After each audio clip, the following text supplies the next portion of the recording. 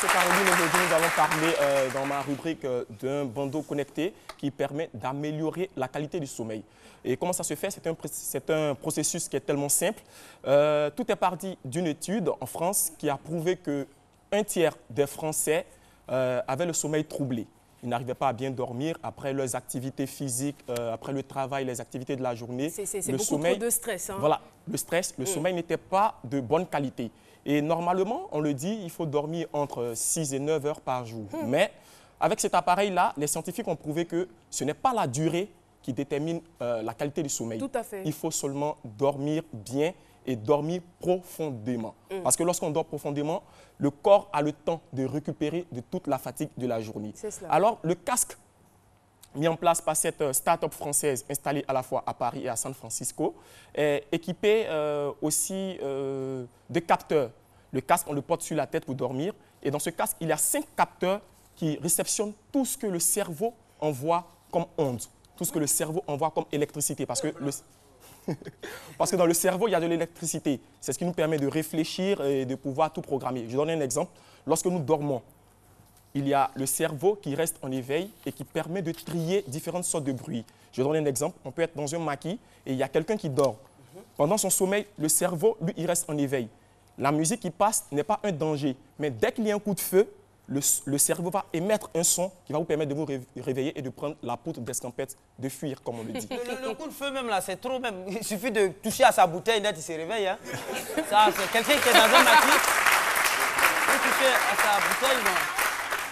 Alors, oui. Moi, j'aimerais savoir, c'est dangereux de dormir avec les appareils connectés? Il est très dangereux de dormir avec un appareil connecté, mais dans le cadre de ce casque-là, la nuit, il n'est pas connecté. Comme je le disais tantôt, dans le casque, il y a un mini ordinateur qui est dans le casque avec 5 capteurs. Dans la journée, vous enlevez le casque, vous le connectez à votre appareil, le casque donne toutes les informations. Mais la nuit, vous n'allumez ni le Wi-Fi, ni le Bluetooth. Le casque, il est connecté et grâce à un système conçu par les ingénieurs de la start-up, il réceptionne automatiquement tout ce que le cerveau envoie comme information. Il y a 3 étapes dans le sommeil. Il y a le sommeil, la somnolence, il y a le sommeil léger et le sommeil profond. Donc, entre le sommeil léger et le sommeil profond, il y a une étape.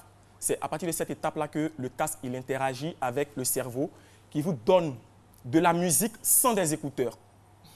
Donc, vous dormez profondément, c'est ce casque. Mais c'est les gardiens d'immeubles, les visites peu fortes. Parce qu'ils sont là pour nous c'est seulement celui qui a porté... Non, ne vous inquiétez pas, c'est seulement celui qui a porté le casque qui peut dormir profondément. Et comme je le disais, la technologie qui vous donne de la musique sans écouteurs qu'on appelle la conduction osseuse, cette technologie-là. Directement, le casque vous envoie des ondes, des sons qui parlent à votre cerveau et qui vous bercent. Et lorsque vous êtes bercé, vous dormez profondément. Et lorsque vous dormez profondément, vous avez le temps de récupérer tout ce que vous avez dégagé comme énergie dans la journée. On peut avoir un ton de ces sons-là quand même pour voir si ça peut, moi, par exemple, me bercer. Ça dépend de la musique qu'on reçoit dans les oreilles. Après, tu passes me voir, je vais te faire du Luciano Pavarotti. C'est sûr que tu... Moi, pardon, Odile, je suis un peu sceptique au fait. Est-ce qu'il n'y a pas d'effet secondaire? Si.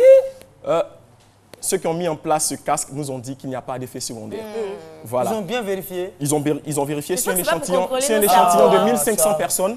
C'est un échantillon de 1500 personnes. Il n'y a pas eu d'effet secondaire. C'est tout à fait différent. Mais peut-être à long terme. Ben ouais. À long terme, peut-être. Oui. Parce que tout ce qui est technologique, il y a toujours un revers de la médaille. Il faut se préparer à cela. Mais pour l'instant, depuis que l'appareil a été mis en vente... Depuis combien de temps l'appareil est mis en vente? Depuis ce mois d'octobre. Il a été conçu à partir de mars, mais il est en vente depuis le mois d'octobre. Il coûte entre 350 et 500 €. Voilà. Est-ce qu'il y a des personnes qui ont des problèmes de sommeil ici, dans ce studio? Beaucoup même. Qui ont du mal à dormir? Non, hein? Ici, en Côte d'Ivoire, on dort bien, non? On n'a pas besoin de mettre casque pour dormir. Voilà, donc, comme je le disais, un bon sommeil, ce n'est pas la quantité, mais c'est la qualité. Donc, avec le casque mis en place, on n'a pas le droit comme ça de dire le nom de ce casque. En fait, après, vous allez me contacter. Boris, quand vous quantifiez le sommeil, ça me fait quand même bizarre.